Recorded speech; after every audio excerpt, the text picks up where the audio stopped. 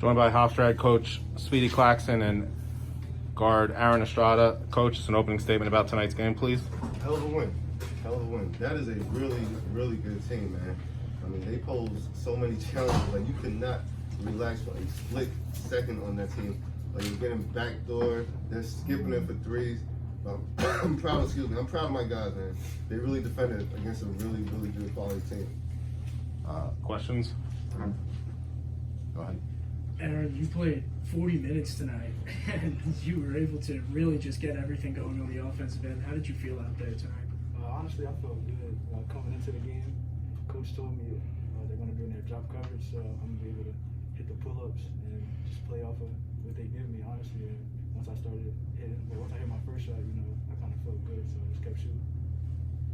Coach, we know you guys are at your best when you are getting out and running. Obviously, you did that in the first half. How can you, against a team like Princeton, you were able to slow down the game in the second half. How can you, use that going forward to be able to get out and run and get out? It starts with defense. I mean, you got to get stops in order to get out in transition. And this team is built on defense. And when we defend the right way and we get out in transition, we're hard to stop. We are hard to stop. So these guys were great, man, all night.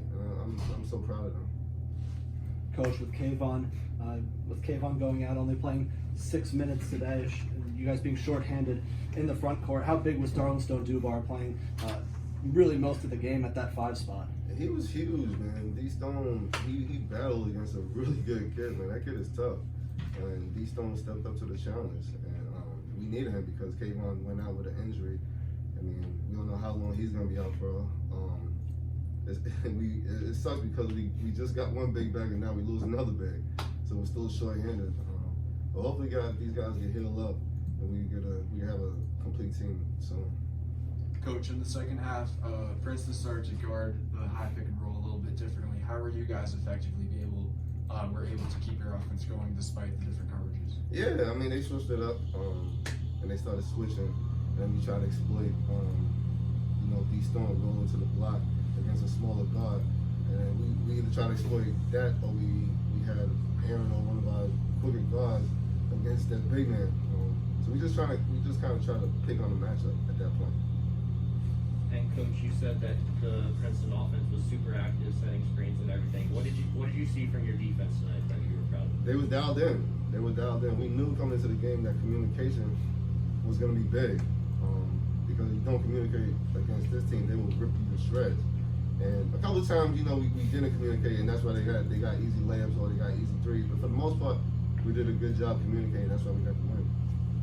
Aaron, you guys had a lot of tough, close games on the road to start the season, games you felt like you should have won. What kind of confidence does it give you now to go on a bit of a winning streak for the first time? I mean, it gives us a lot of confidence, really, just because we have been coming really close, couldn't pull them off, and those other teams, they're high graded teams, so it's not like we're playing against anybody that isn't good. I mean, just to take those teams to the final wire, I think that still gives us a lot of confidence, even though we were losing, because they just showed us that we can compete with anybody, really.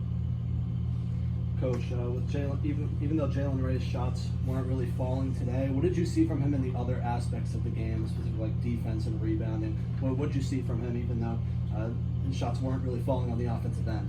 Toughness. He had a big charge in the second half. He needed to stop, and he came up with it. And that last shot that he made, I mean, he was struggling up to that point big time. And the fact that he took that shot in a pressure situation and made it, that speaks volumes for him, man. Aaron, over the past 2 games, you've become kind of the primary ball handler. What do you think about your skill set has made you such an effective ball handler, especially in the pick and roll? I just feel like, as far as my game, versatility really makes it harder for the defense to guard me, just because I can shoot, I can go up the dribble, and I look for my teammates as well. So I feel like just having that type of skill set, it ultimately just makes it harder for the defense to guard me. Thank you, guys.